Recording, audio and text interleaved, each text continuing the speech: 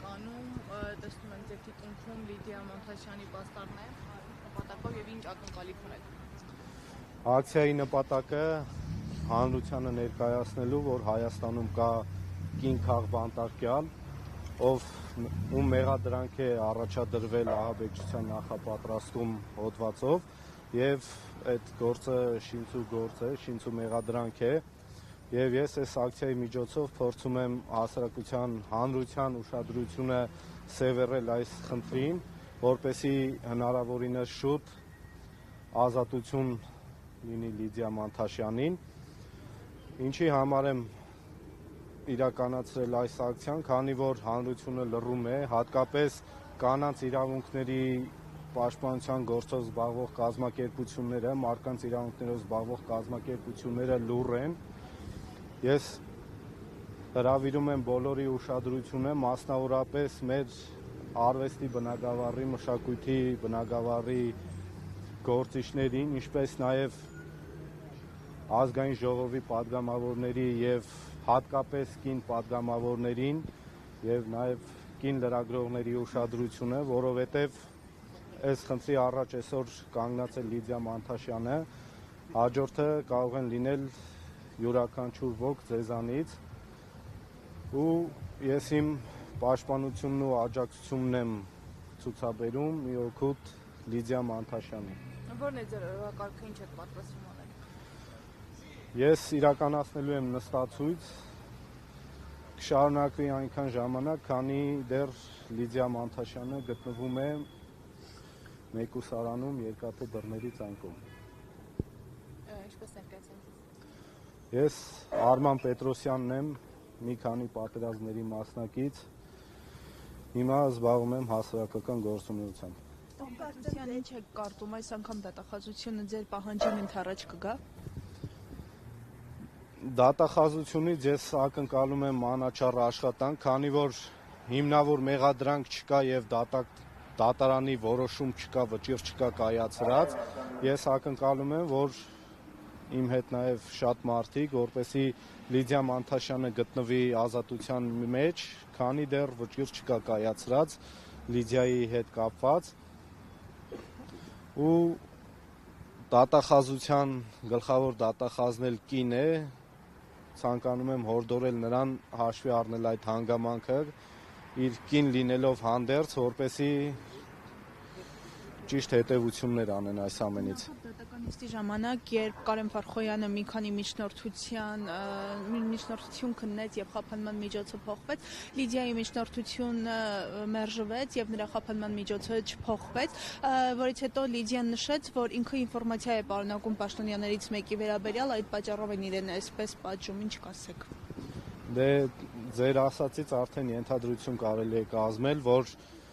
այս քրեական գործը գնում է քաղաքական հաշվեհարդարի ու եթե մենք պետք է երկրում ճշմարտության մասին շշուկով խոսենք, ուրեմն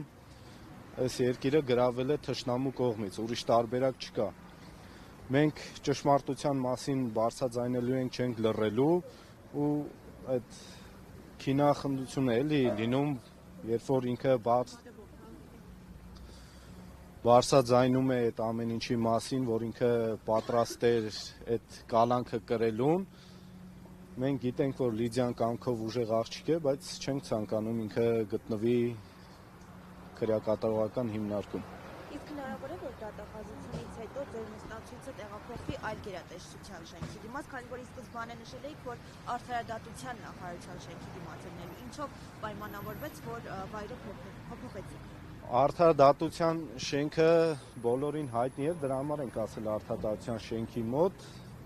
նպատակը գլխավոր դատախազության շենքն է եղել, արդարադատության նախարարությունը այդ գործի հետ կապ չունի, միայն կալանքն է կրում քրեակատարողական հիմնարկում։ Իսկ դատական համակարգից սպասելիքներ ունեք, որ արդար դատաքննություն կիրականացվի եւ այս գործով անցնողները իսկապես արդար քննության կենթարկվեն։ Դե օրեցօր մեր հասարակության հանրության մեջ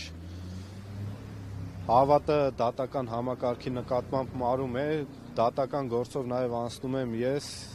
կալանավորվել եմ այդ դատական բռնաճնշումների հետևանքով, էլի քաղաքական ենթատեքստից ելնելով, Նու այս դեպքը կարա իրանց անունը բարձրացնելու նախատեպ լինել, որպեսի բաց թողեն Լիդիա Մանթաշյանին։ Ինչ որ չափով հասարակության շրջանակներում, լայն շրջանակներում նաև վստահություն կունենան արդեն։ Ինչ մեղադրանք կա ձեր դեմ։ Իմ մեղադրանքը կապված է անցած տարվա 4 գյուղերի Ադրբեջանին հանձնելու հետ կապված նոյեմբերյանի շրջանում անկարգություններ հրահրելուն այդքան է։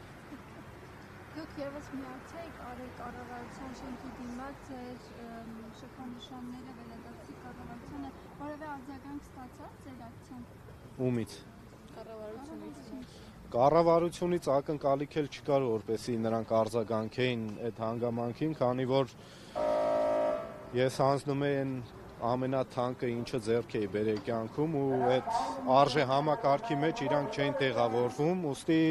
իրանցից ակնկալիք չկար որևէ բան սպասելու։ Սպասումներ ունեք հանրային աջակցությունից։ Մարդկանց միանալը փոխի ինչ-որ փոփոխություններ կլինի։ Միանշանակ, եթե հանրությունը իր բողոքի ձայնը բարձրացնի եւ մարդկանց քանակը շատանա, մենք կկարողանանք այդ միջոցով ճնշել թե դատական համակարգին, թե դատախազությանը, որպեսզի նրանք իրենց որոշման մեջ փոփոխություններ կատարեն։ Ինչպես տեսնում ենք, ովքեր խոսում են եկեղեցու օգնին, պաշտպանում են, նրանք հայտնվում են ճաղերի հետևում, ինչ-ինչ պատճառներով, նույնը կարելի ասել Լիդիա Մանթաշյանի հետ է կապվում։ Հանրությունը այս ամենից ինչ սպասի եւ ինչպես իր ձայնը բարձրացնի։ Տեսեք, ես առաջնորդում եմ մի տարբերակով, որ պետք է թեկուզ վախենալով մտնել պայքարի մեջ, բայց վախենալով պետք չի ապրել, քանի որ դա տանելու է ստրկության, ու ես ընտրել եմ պայքարի ճանապարհը։ Իմ պայքարը կայանում է նրանում, որ մենք պետք է մինչև վերջ հասնենք նրան, ոչ թե իշխանափոխություն իրականացնենք, այլ այդ իշխանափոխությունից հետո իրականացնենք այն, ինչը մեր երկիրը կդարձնի տարածաշրջանում գործոն եւ վերջապես դուրս կգանք այս գոյության խղճուկ պայքարի մեջից։ Շնորհակալություն։